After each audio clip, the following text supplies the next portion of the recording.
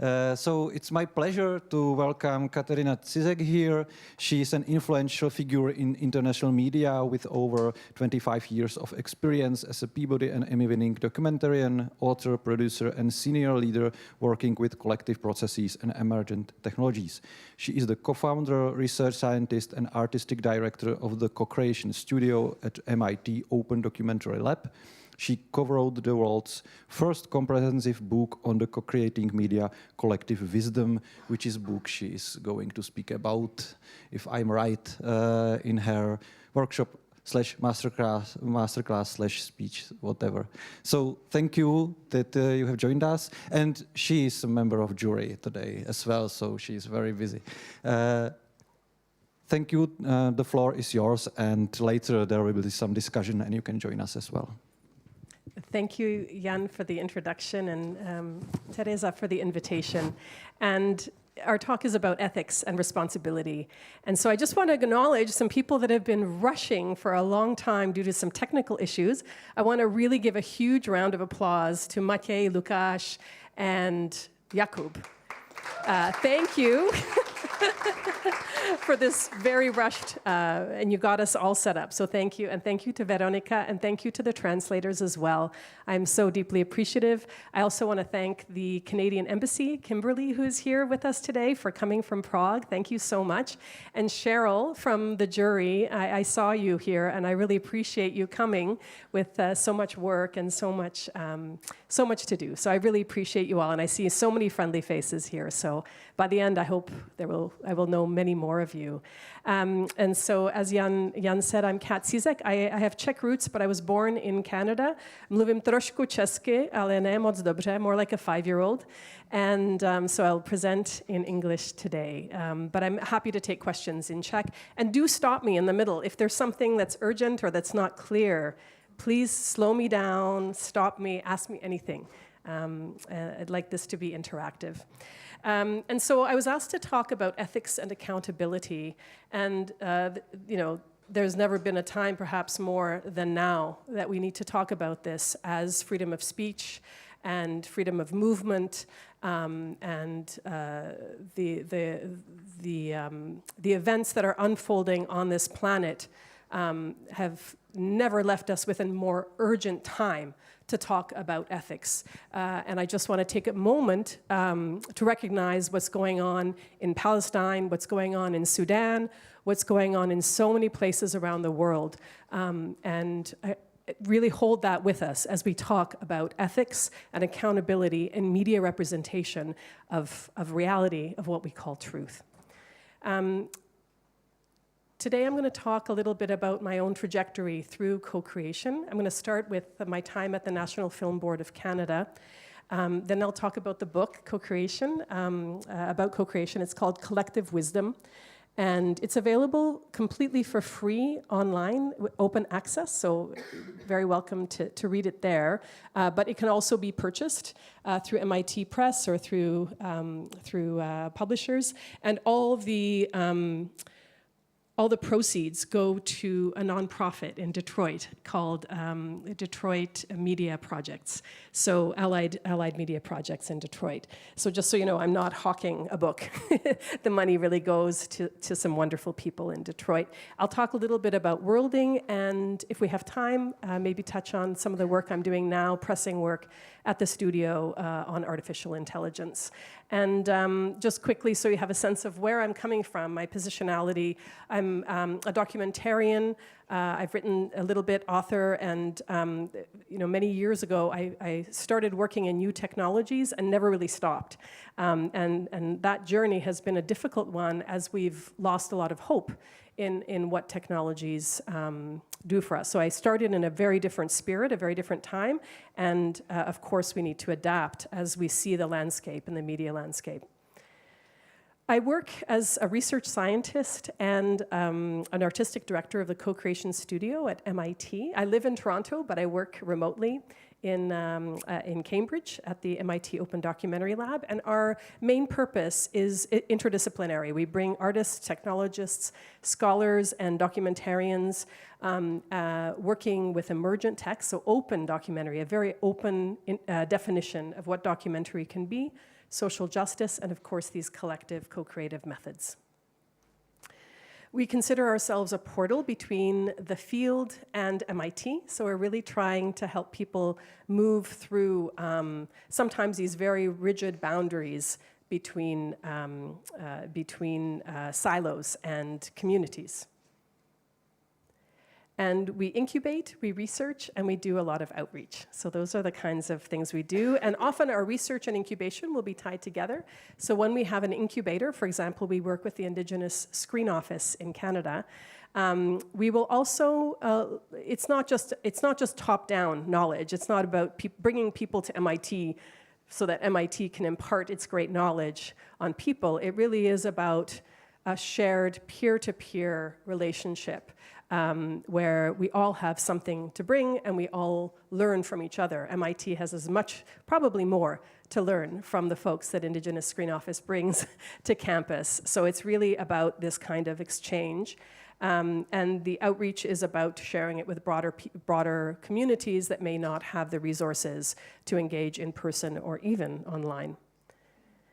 And MIT, I don't know how many people know about it, but it's been around for a while. It's almost a city into itself, and the motto is mens and manus, which is mind and hands. So this idea of connecting learning with thinking. So it's always together. Somebody once pointed out, well, there's no heart in there. Where's the heart? I think that's a very good commentary on that. Co-creation studio, this is kind of the work that we're engaged in right now, is really using the book as a foundational cornerstone for us to build. We run incubators, as I said. We have a synthetic media portfolio with Witness, which is a human rights media organization in New York City, and we look at AI in a human rights and creative context. Access and disability is a very large part of our work as well. I personally have a hearing impairment, and so my journey in losing my hearing has been a very interesting relationship to technology, to media, and to understanding the ongoing relationship between ableism and technology, and how we determine who we're making these technologies for and why. And finally, worlding is another project that I'll tell you a little bit about later. It's really climate-focused and community-focused. I like to start presentation from Lee Maracle, who was an Indigenous novelist and writer. And she asked the question, where do you begin telling someone that their world is not the only one? And this is very much about what we do as media makers, I hope, is to challenge ways of knowing and think about expanding that understanding, that ethic, that responsibility. I started as an independent filmmaker and a journalist, but I was approached by the National Film Board of Canada almost 20 years ago now with a very interesting challenge to think about new forms because of the work I had done with Witness, with human rights organizations and new technologies. The NFB was interested, hey, what are documentaries when they're not just film? They're actually using these new forms. And so they asked me to experiment with form, but also with content. How can we be collaborative, iterative, and community-based in the work that we do? And these two things work, I believe, very much together. And there tends to be people who work only on the participatory, filmmaking, and there's people who work in form and don't really care about community too much. And it's important to bring these two together. It makes it whole. It makes it meaningful.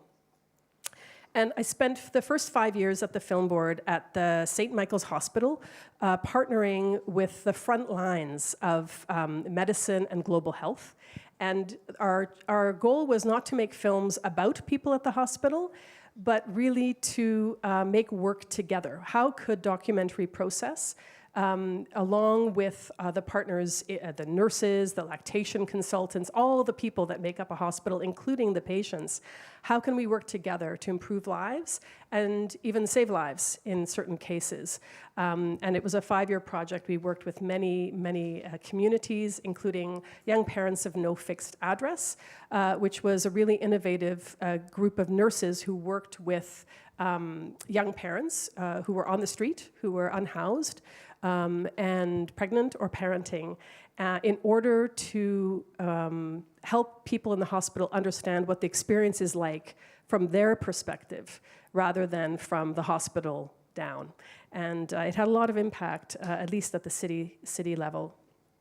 And the whole project, it was really this interdisciplinary, community-based work that wasn't just about making films. It was about impacting the medical world. There was a lot of scholarship. We impacted the corporate world through the foundation at the hospital. There were many tentacles to the project, not just about making a film that would, go to a festival. Festivals are great, but it's only one part of this much larger mission of the work that we're doing. Then the NFB said, what now when we finished Filmmaker in Residence? How can we take some of these ideas of playing with form and playing with content in new collaborative ways on a different scale? And that's when High Rise was born.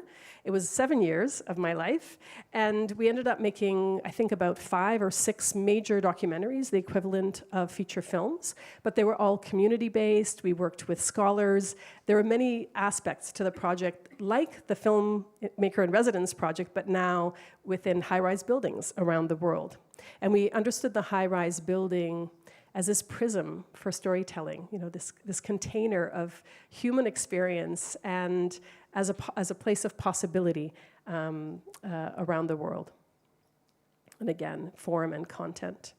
One of the pieces we did, just to give you a flavor of the kinds of things we did, was a partnership with the New York Times. Now it seems pretty obvious why the National Film Board of Canada would work with the New York Times, but really it was an experiment in co-creation between 2 types of institutions that had never worked together before.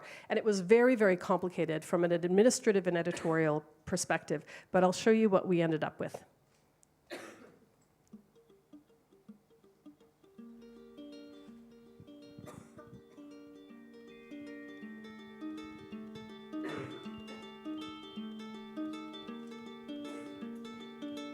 Not so very long ago, though the city of New York was still young, from the land beside Central Park a new sort of building sprung.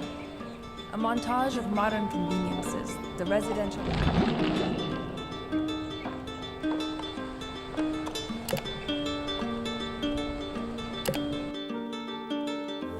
How did the publicly subsidized high-rise building go then, from solving the problems of the 20th century to being blamed?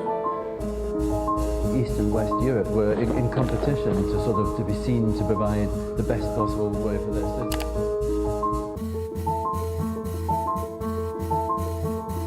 It's not hard to see that our world cities have mainly one way to grow, and that's vertically. For a century, high-rises were made of concrete and steel. Now urban jungles are made of glass, but what do they conceal?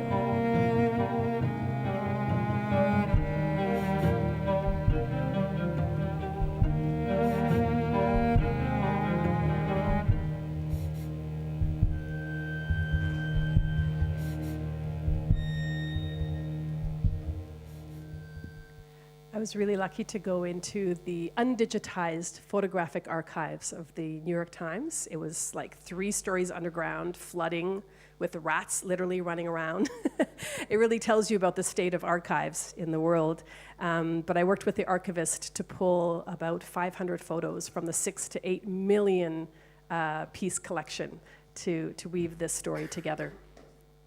Another project, it was the last project of High Rise, was equating the High Rise, our urban experience, our vertical experience, with our experience on the web. So connecting the physical reality of these high rises with our digital lives online. And so many people that live in high rise buildings have transnational experiences. They're either refugees or immigrants living and moving around across the world. And so often the only connection they have to home is through the internet. And so we were really examining this process. And we did a lot of participatory action research with the communities.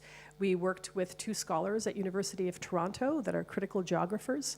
They ended up publishing a book about, not about the film, but about the subject of the film. And I'll just show you a quick example of this one.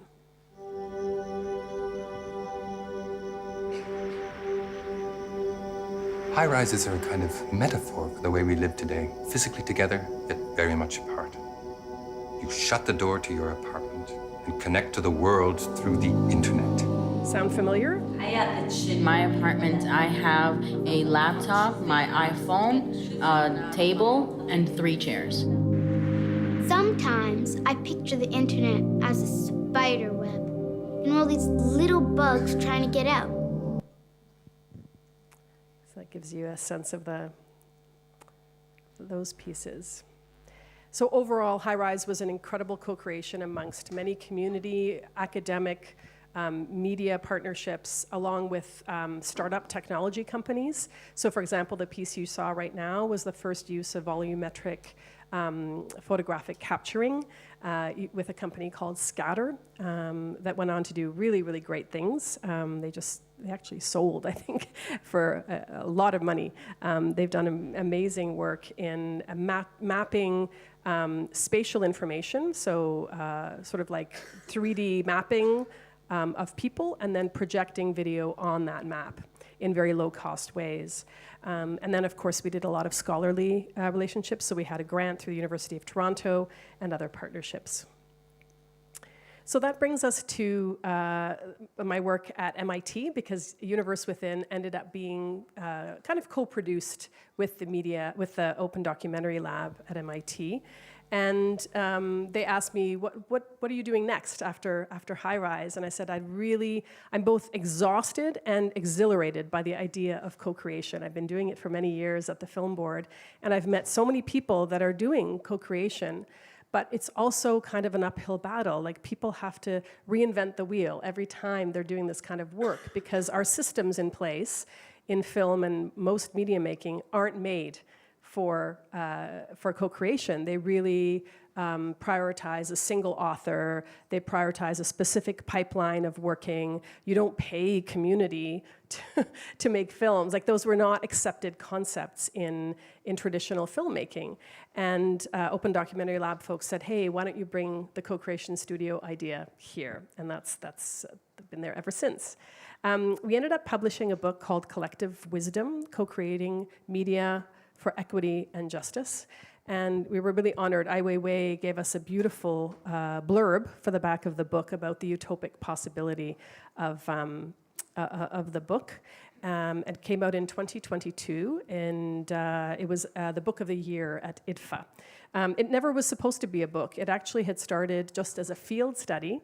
But when COVID hit, we published it online, but when COVID hit, a word that maybe was unusual for a lot of people in the mainstream media world, co-creation, suddenly became in use all the time. And MIT Press approached us and said, hey, would you be interested in publishing this book? We're hearing this word a lot. And with the field study, we were able to adapt and translate it into a book. We interviewed 166 people. We reviewed a lot of projects. Many of them are in America and Europe, but there's also some work from the Global South. And we had 2 authors and 12 co-authors, so it was a co-creation unto itself, and a very complicated process, not an easy one at times, including a wonderful collective. This is the collective from Detroit, a film collective called DNA, Detroit Narrative Agency. Wonderful folks there. So people ask, what do you mean co-creation? Like, what? We all co-create, right? And often people wonder what's the difference between co-creation and collaboration. And I would say most of us collaborate. You know, where that's part of the work that we all do. Co-creation has a very specific, I think, set of circumstances, in the sense that the agenda for the work that is to be done is not set before you enter the room.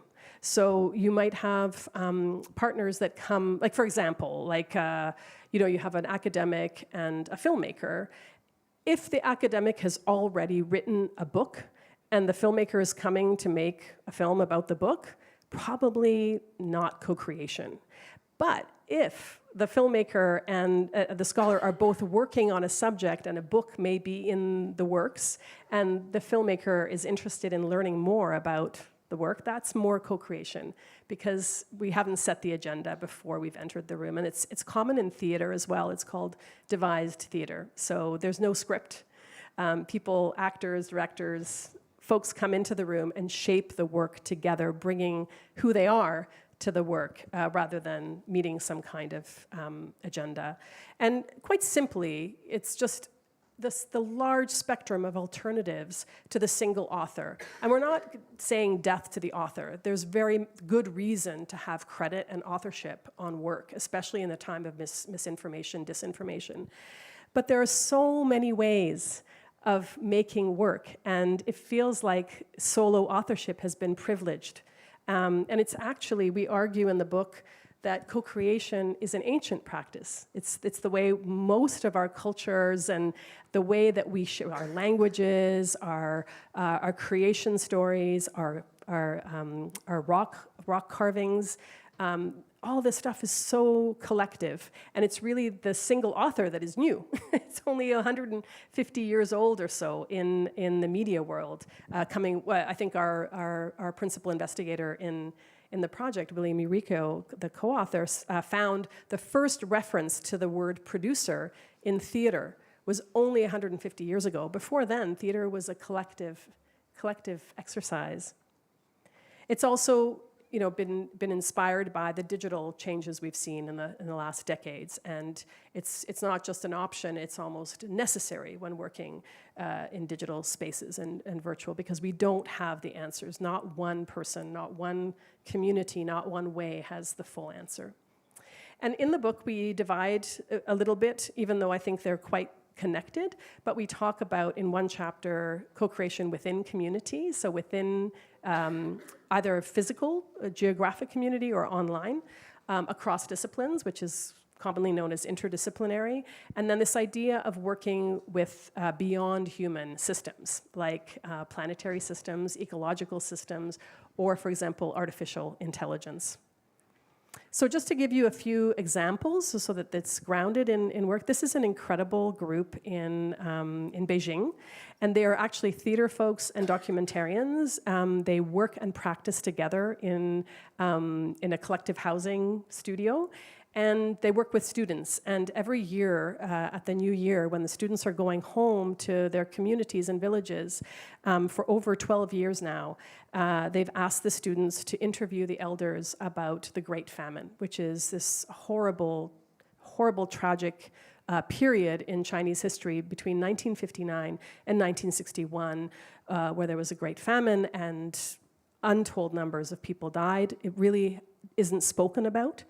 And over the years, this process of the young folks interviewing the elders has really not only been a process of healing and documentation of a history, but it's also been an opportunity for new community centers and new projects to arise in the communities. And for example, one of the main creators in her community, they've now built a cultural center, and it's just this kind of cultural output, whether it's movement classes, somatic movement work, or storytelling, or making documentary films that are seen around the world. It's a site of healing and of building a future, having reflected and understood the past. So it's a beautiful project, and I recommend you look it up. Online, I'm not going to say much about this one because I think the short clip explains itself, but it's a beautiful example of online co-creation. A question for you. What does it mean to you to be a Black male? What is your purpose in life? How do we reclaim our communities? At what point do young people stop respecting the elders? What are you doing to make your world and your community a better place? How do we break the cycle? Why? Why? Why do so many of us live in the present tense? What is the last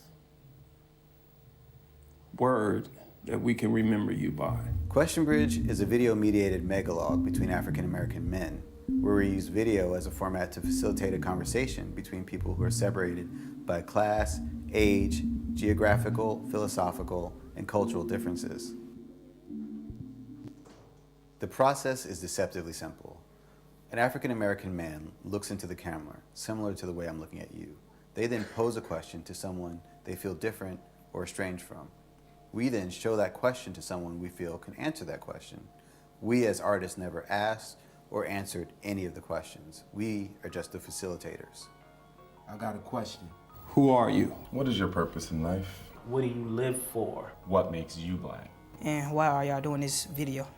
Over the course of several years, we traveled the country and received over 1,600 question and answers from over 160 African-American men.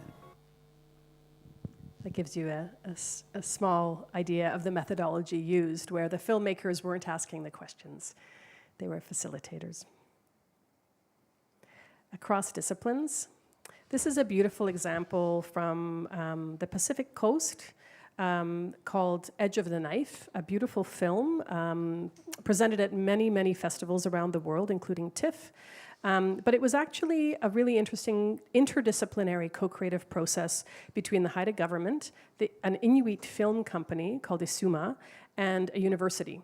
And these three groups, at first glance, have quite a different mission as organizations, but they came together and developed their own protocol, own process in order to achieve multiple goals, not just making a film, but also to revitalize a language. There were only 26 speakers at the time when this film was being made of the two dialects in Haida Gwaii. And so this was envisioned as a project to create a film completely in the Haida dialects.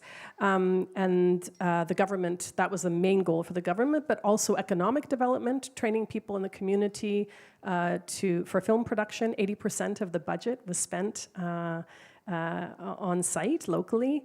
And also the whole process of script development was based through community script building exercises.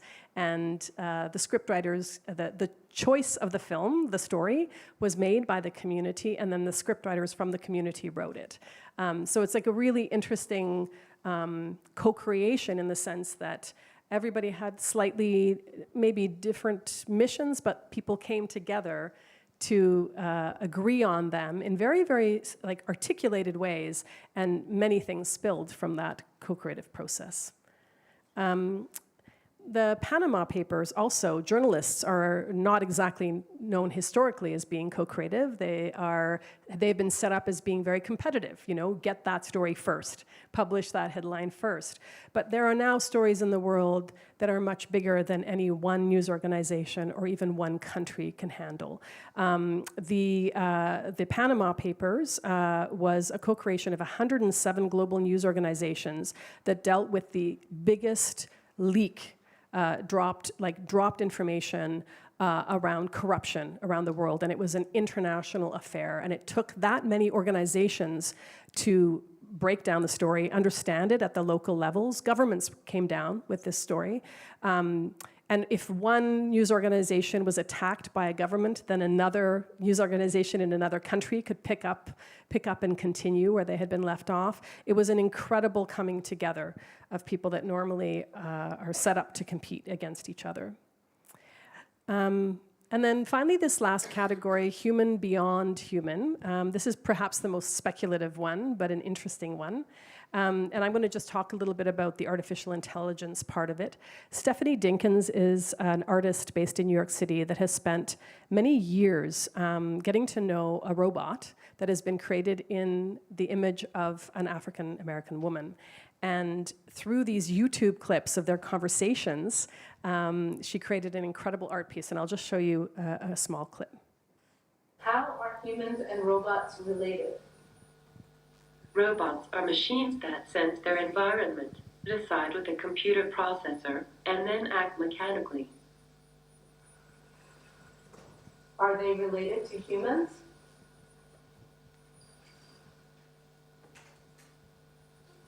Robots are getting smarter all the time, and someday maybe even as smart as me.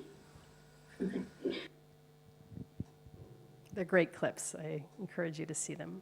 And so as I've said before, co-creation is really more when partners come together to discover something new together rather than, and it's okay to make a film that's in service of a media maker. For example, an author making a film has a thesis. You know, I believe in XYZ, and I'm going to go find the people that are going to support that argument or that story, and that's the way the film is made.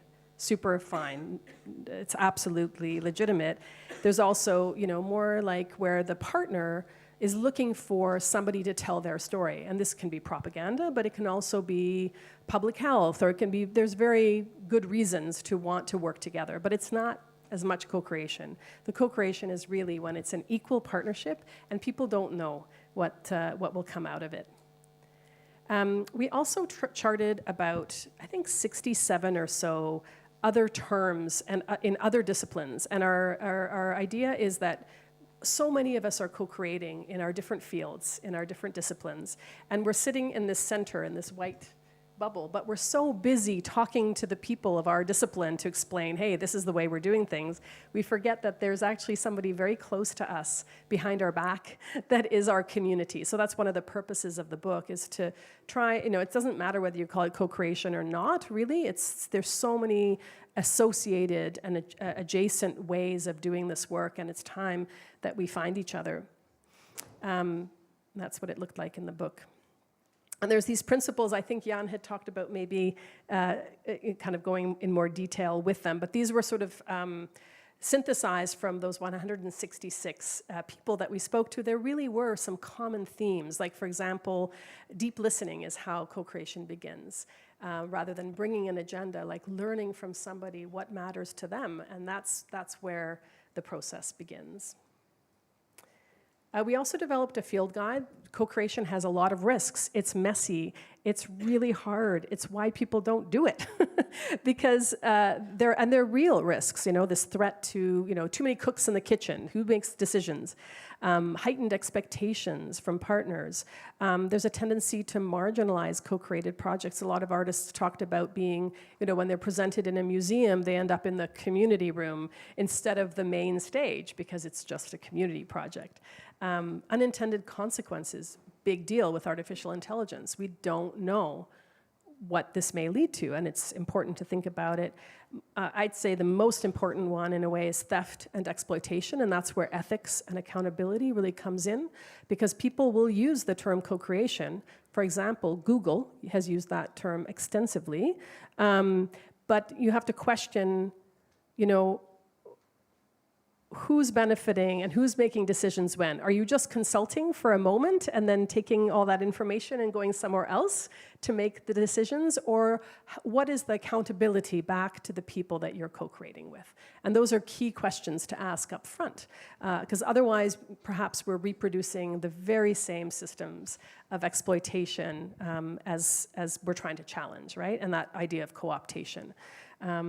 But we hope to reclaim that word, co-creation, not let it go so easily to this double speak. There's some value in fighting for the term.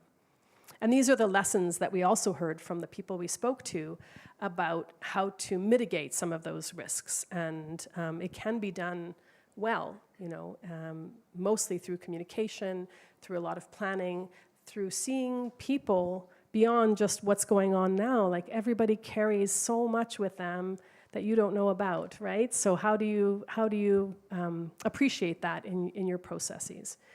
So we can talk more about that. Here's Amelia Winger-Bearskin, one of the co-authors and a colleague of ours at the Co-Creation Studio, who talks about, you know, decentralized storytelling. Often co-creators don't necessarily just do beginning, middle, end type films for Hollywood. There's a much more nuanced and expansive idea of what a story is. And Amelia beautifully talks about how the work that she sees her son do on VR Chat and Rec Room and Altspace, Roblox and Minecraft, I'm going to quote, they are telling long-form complex narratives from hundreds of people's perspectives. that are all participating in a story. And that is more similar, that is a more similar corollary to the way in which the Iroquois or Haudenosaunee would tell our stories. I'm going to just move along a little bit to the, why co-creation now? This was written before the pandemic. I think it's more important now. We are navigating uncharted territories. These are times that we don't have the systems to deal with the problems we face today.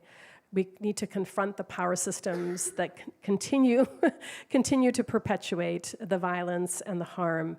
We need to lean into these complex problems. This is what we heard from many, many people. Deal with time differently. There's the urgency of the time that I've been talking about, but a lot of people talk about deep time too. There's one activist in Detroit, Grace Lee Boggs, who apparently, she lived to be 110. And when she started all the community meetings, she started every meeting with the question, what time is it on the world clock? So being able to hold the urgency, but also the bigness of time. And of course, the idea of public good, civic trust, and the commons. So I don't know, I'm going to check with Jan about time. Do we have time to? You have 10 minutes, maybe. I have 10 minutes. Okay, great. Thank you, Jan. So maybe we can pause there if there's any questions or comments, and then I can talk a little bit more about some other projects at the studio that have built out of the work that we did with the field study. I don't know if there's any. Is it resonating for anybody, or is it feeling very different from the way in which you work? Thumbs up, thumbs down. Maybe, okay, some questions, but we will have time for discussion later. But yeah, okay. Just a few just to kind of. Hi, Cheryl. Hey, Kat. I really appreciate as you were going and talking about these elements, and I was saying, well, if I do a co-creation with anyone, we have to, as an Indigenous person with intellectual property held by the nation, and I would expect free, prior, and informed consent for any co-creation because of the nature of Indigenous knowledge. So when you had that consent-based process, it was 2 thumbs up, and I really enjoy the conversation to point, so thank you.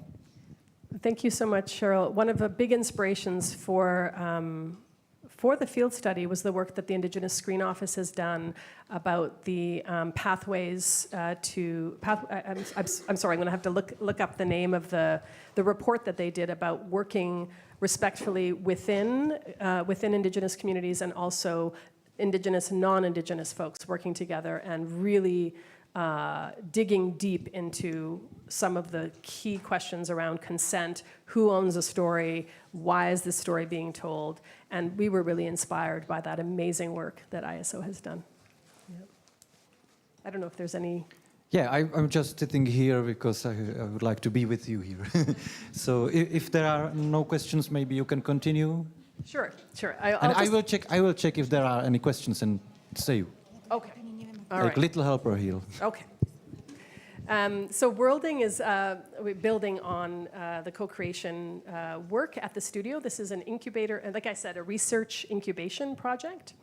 And the idea is that we incubate climate future stories made with XR. Do people know what XR is? Extended reality. So it's any kind of technology, a virtual reality, where you close off the world and you wear headsets and you see a completely different reality than the one around you without a headset. But there's also augmented and mixed reality, where these headsets now share the two realities or multiple realities. And also game engines are the huge driving force behind a lot of the making of these works. And so we wanted to see how people using game engines for storytelling, that's gamers, but also these XR, new technology folks, but also in climate futures and in urban planning or placemaking, digital twins are being used a lot too. So they're mapping out the world, making a replica in 3D in the digital world, and using that for incredible amounts of simulation. So they will run simulation of climate, if we change this, or if we change that, or if we put this street in here, or if we put the water here. It's a huge tool in practically every industry. And so the question for us was, are people who use these tools for this kind of planning and the people who use it for story, are they working together? Or is this kind of becoming in a new place, a new way to imagine the future? I saw a film earlier today that had, I think, a quote from Einstein that imagination is more important than knowledge. And so this idea of how can we actually harness these virtual spaces to create a platform for communities and scholars and knowledge keepers to imagine the future that we want to live in, not the one that's being thrown at us. And so we asked that question, and we found many teams. We opened a call, and we were shocked. So many teams around the world, intergenerational, with basically 123 submissions and they were teams, so it was almost 400 people. And the only question we had was, are you a team that has a storyteller and a placemaker, and are you interested in this technology? We ended up having people from all sorts of disciplines from all around the world. And we selected 5 teams to work with us over the course of several weeks, completely online. And we curated a program for them to support their work, but also so that we could learn from them how this is working. This is a whole new way of thinking about the world. And I'll just give you one example. This is Tasha Hubbard and Jason Ryle's project. Tasha is Cree. She's a PhD scholar in Buffalo consciousness. And she's just made a beautiful film called Singing Back the Buffalo, which documents a decades-long process of rematriating the buffalo onto the prairie lands. And there are 35 nations, First Nations, who have signed the Buffalo Treaty to open up the land for the buffalo. We got to talking with Tasha when she was still making the film, and we started imagining, well, what if we did like a 3D project?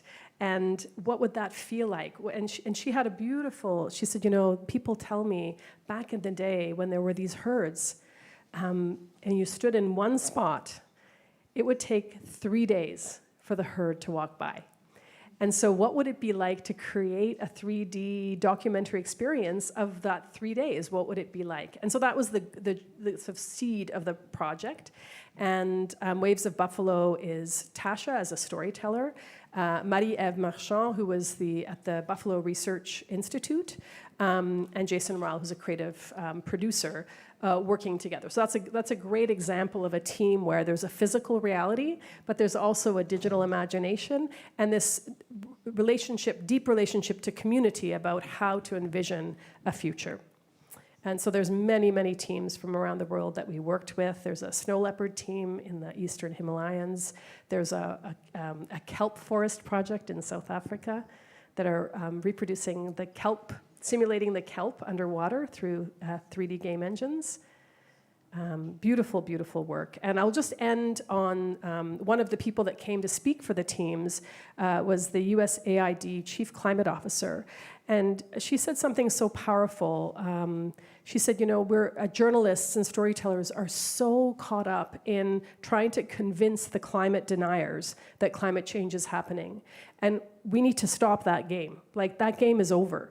We need to take that energy, that ability to tell stories, and envision the future that we want to be. That's the direction we need to go. And we've got to stop proving that this is happening. And I thought that was such an inspirational message for these teams, because that's exactly what so many of them are doing. So for the interest of time, I think I'm going to stop there. Yeah, great. And I want to hear about you all. Thank you for the presentation. And now it is the Q&A or discussion, whatever dialogue part of the program. So, do you have any questions, remarks?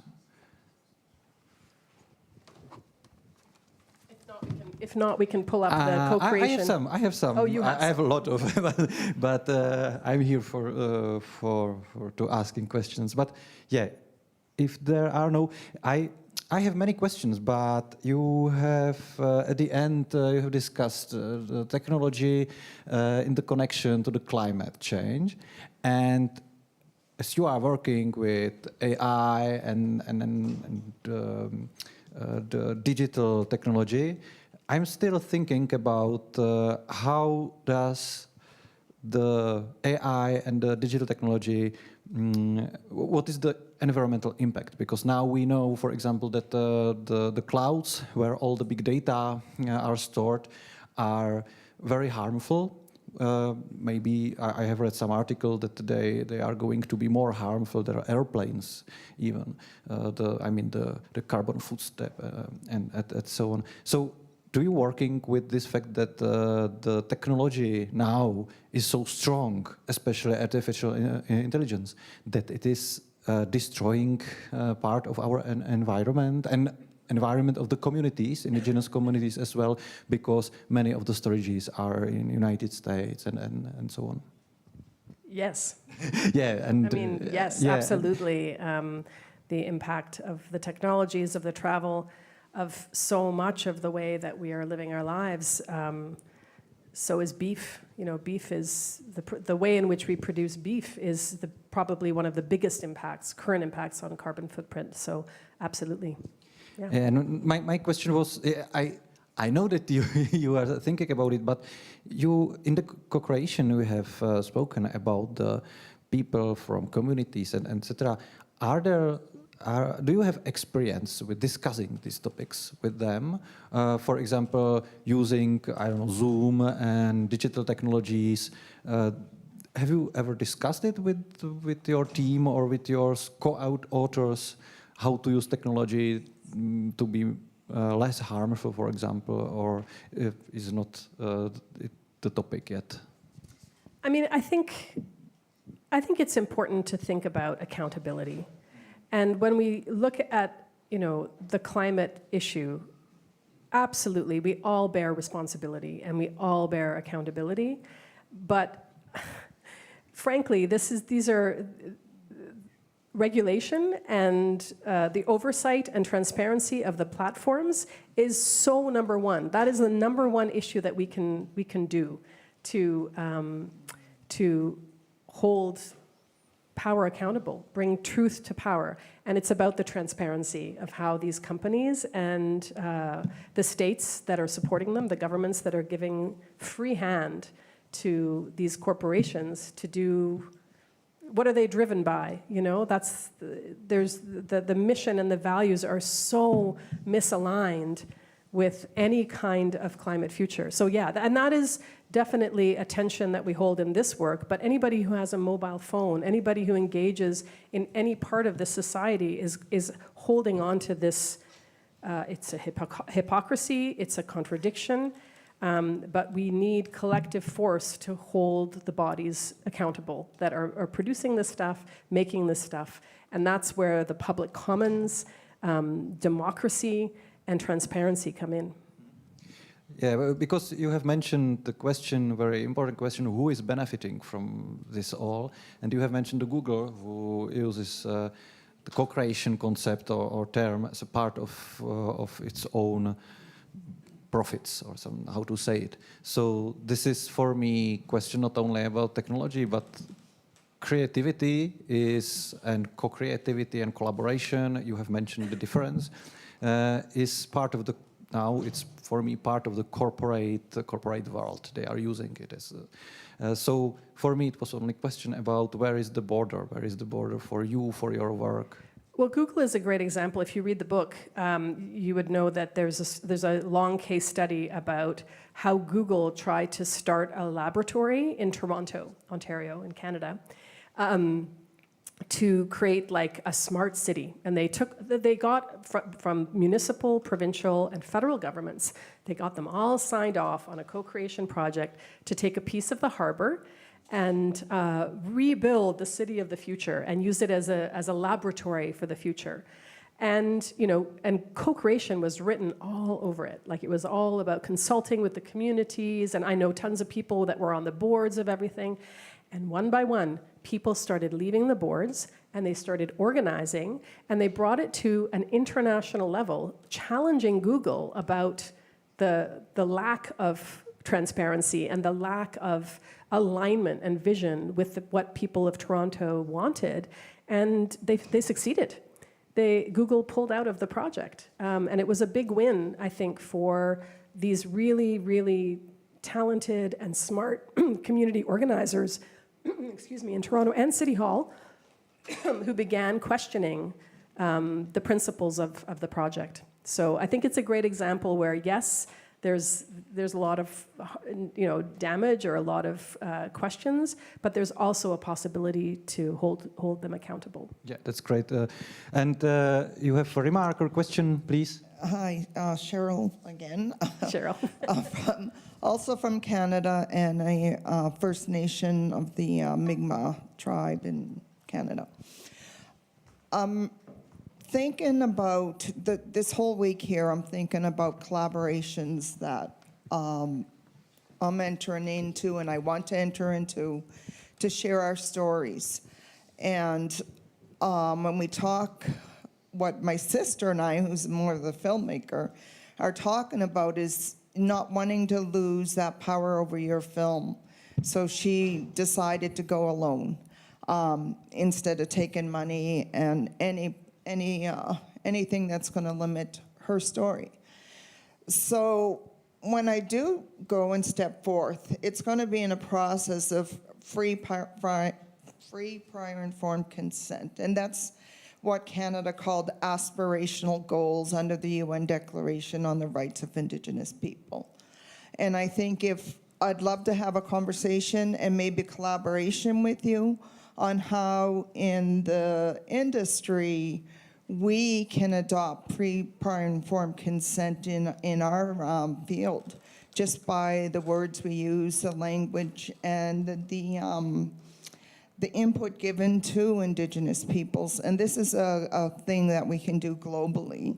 So this is very inspirational to me, and I'm just so glad to have been here to hear this, and I hope we can work together on something. Thank you, Cheryl. Same for me. It's mutual. It's such a joy to get to know you here. Thank you. I just have a question, if I might. Yeah, you. I know I'm not really supposed to ask any questions, as I'm just a volunteer in here. No, but please. but if I get it right, you are using artificial intelligence, which somehow disrupts our global environment to combat the global changes, or I wasn't here for half of the. Sure. So I just want to ask and make sure and be sure that I get it right. I really appreciate your question. Thank you for asking that. First of all, I'm going to challenge your question. Yeah, sure, of course. We're all using artificial intelligence. I'm not. I'm strictly against it. I refuse to use it. It's in your. Do you have a phone? Yes, I do. Yeah, but then I have. You can't eliminate it. Yes, It's deep. Do you take photos with your phone? I do, but my phone is so old. There is no artificial intelligence in it. And Okay, really well, let's follow up on that. I'd love to challenge that, because I think artificial intelligence is everywhere. Even if you're not engaged on an instrument, if you have money in a bank, if you have you don't have money in a bank? No. Okay, well I'm completely offline of this stuff, so I don't. Do you make media? Do you? No. No. I have my digital camera. Mm-hmm. And if I need to print any photos, I just put it in an album. So you're not connected to the internet in any way? I am, but only through my computer, and I'm not on it all the time. And there I just really just for articles and something like that. And I try to avoid artificial intelligence as much as I can. And I don't even use the ChatGPT stuff or whatever it's called. I'm just saying you don't have to engage with it actively for it to be affecting your life. That's what I guess I'm trying to say, is that I think I appreciate your commitment, and I agree with it 100%. But it is playing around us and in us in ways that are so beyond our personal control. It really is everywhere. And I don't say that to scare you. I say that that it's in the water we drink, and it's just the way the systems are working. So the work that we're doing, and maybe there was a confusion. Yeah, the artificial intelligence work that we're doing is more of a research.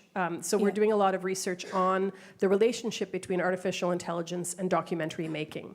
So the Human Rights Organization is a media organization in New York City called Witness. They've been around for 35 years, and they started with a digital handycam and thinking about kind of how to hack the system, how to use video cameras were made to document weddings and and family vacations. How could we use these tools to document human rights abuses and make a difference in the world, use it as evidence and testimony? And since then, they've looked at all the technologies along the way, and they landed at artificial intelligence in 2018, which is when we partnered. And so we have a research portfolio where we really talk to a lot of specialists in artificial intelligence, in law, in creativity as well, a lot of the platforms. And while their work is a little bit different than ours, we come together on AI and documentary. So we've started publishing, we're doing a monthly column in the documentary magazine to explore, and in fact, I have a slide about it, and maybe that'll help. Okay. Here it is. So what we're looking at, we find that there's a lot of conversations happening about artificial intelligence. One is about the ethics and standards of AI. Then there's a whole conversation that we've been, I'm so proud of all the people in Hollywood that have stood up for actors and writers' rights in terms of labor, and often the platforms talk about it as efficiency. So that ball of conversation. And then there's a whole bunch of people, friends of mine, that are really interested in playing with AI in very critical ways to expose what AI is through the creative practice. And we have found that these conversations happen separately. And what we're hoping to do for the documentary community is to juggle these three balls. We probably will drop them every once in a while, but that's the idea, is to start thinking about this more holistically in the many different ways in which it impacts our lives. So that's the AI project. And then there's the worlding project that I talked about, which uses game engines. And yes, absolutely, like there's game engines are one of the biggest entertainment industries to have advanced artificial intelligence. For example, the way I don't know if you don't play games. No, I don't. Okay, but I know my stuff. I know what you're talking about, but I just don't really interact with it. Yeah. Just this idea of non-playable characters that are completely, driven by artificial intelligence. So it's a field that really has gone heavily into AI, and so we have to confront that as well in that work. Yeah, absolutely. I hope that clarifies a little bit. Yeah, it does. Thank you. And thank you. I appreciate your personal commitment to challenging the way in which these systems work in your life. Thank you very much. Thank you. Another question or remark or some kind of statement as well, it's welcomed.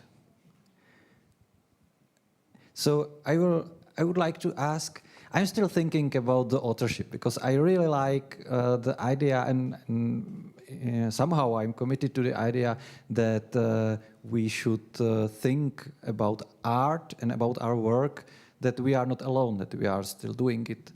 Even with my computer, he's my partner somehow.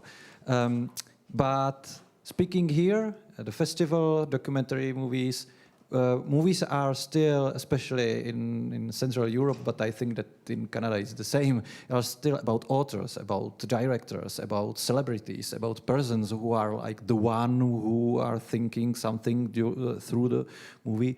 So you have spoken that it is kind of challenging, that sometimes your projects are like in some side part of the museum or gallery or something like this.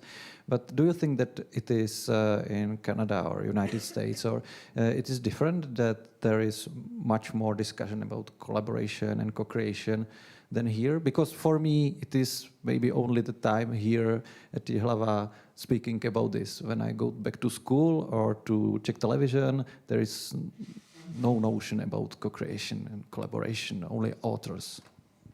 Sure, I would argue that legacy institutions such as schools and TV stations are having a really hard time with this. And that's the point of this idea that the systems we have don't speak to our times. They're outdated. And there's many other ways in which people are co-creating online and relating to media and culture that is it's what Amelia was saying, like these gaming environments, social media, they're co-creative and it's happening. And just because TV and school is saying it's not happening doesn't mean it's not. And that's the same in Canada or America. And I would argue that there's been a very intentional process of co-creation in documentary for a very long time. You know, there's a legacy, and it's one of the things, other things we really trace well. It's William Uricchio, one of my co-authors, who is a media historian, and he did such a beautiful job in the book tracing that lineage of very collective making documentary. So there is a tradition in Europe, in America, in the global South. There's many film collectives, famous ones.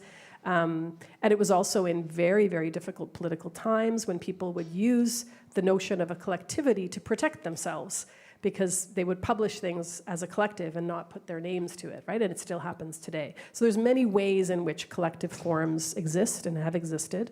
But it is definitely, it's a challenge because, what can I say? Like, I've been doing this kind of work for a long time, and I'm just as exhausted and just as excited about it as I was when I started. And we were on the eve of an election that, you know, there's many elections in the world that have gone in a multitude of ways, but there's one that's coming up that could really change conditions around the world. And what is this obsession with these strong authors, right? Like these strong leaders, authoritarian leader. And I don't know that we as documentarians have dealt with that. We have lost our accountability for why that's happening and why certain media systems have made that happen. And I know that may not sound like co-creation, but it's very much related to our understanding of politics and power in the world. So it's not utopia to speak about co-creation, it's realism. It's happening, already happening. But do you want to remark on this or ask something? Yeah, there is someone. Hello. I would like to ask if you've seen the film Ino, a documentary about Ino that uses generative AI, and it's different every time it's shown. I saw it like last month. I think it's a brilliant use of AI, and I think that's in some part of ways it's the way to use AI. I think this using of AI was beautiful for me. Yeah, and to explain, I think what the filmmaker did was use AI to program a new edit at every screening of the film. So it's every time you see it, it's a different film. So it pulls from the data of all the footage and creates a new film. Yeah. I haven't seen it, unfortunately, but I've read a lot about it. So I'm eager to know what you thought of it. Did you feel it was edited by a machine? There are some parts in the movie that are explicitly telling you that it's made by AI, it's a generative document. But I think there must be some sort of skeleton of the movie that certain scenes are shown in some or in the end or something like that. But I think it's using the random cut scenes from the history. It was beautiful for me. Oh, that's great. I can't wait to see it. The opening film at IDFA is also an AI film, or AI adjacent film, I would say. I had a chance to screen a copy. We've done an interview with the maker, Piotr, which it's a Polish name, Wojciech, I think. And it's about, he trained on Werner Herzog and created this AI of Werner Herzog. So I'd be curious to know what you thought of that one too.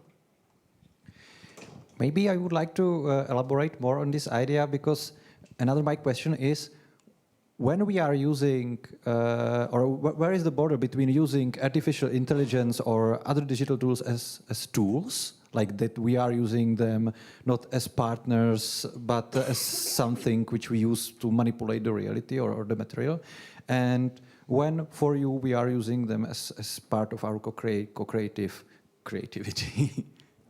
That's the question we asked in the chapter in the book about human and beyond human systems. We interviewed 35 artists that were, and this is before ChatGPT. These interviews were conducted in 2018, 2019. And we talked with a lot of people that were OGs, like really way back working with algorithms and artificial intelligence as it was known in the 80s and 90s. And we asked like that very question, is it a tool or is it an author? Like what is your relationship to these systems that you're working with? And William was very skeptical about the question. He was like, no, it's just a tool. It's just a tool. There were a lot of them that said, it really is like a co-creation because I don't know what I'm going to get back. Like with the tool, you know what you're going to get back. There's, when you're water painting, I think we've talked, Cheryl, about water painting, and with the water, you don't know always where the paint's going to go, but you kind of know where it's going to go. And a lot of the artists said, no, like with these systems, it's such a surprise. And so for me, that is a co-creative process because it's not me authoring something with a tool. I'm getting something back and there's a feedback loop. And a lot of land artists will say that too, working on the land, with living systems.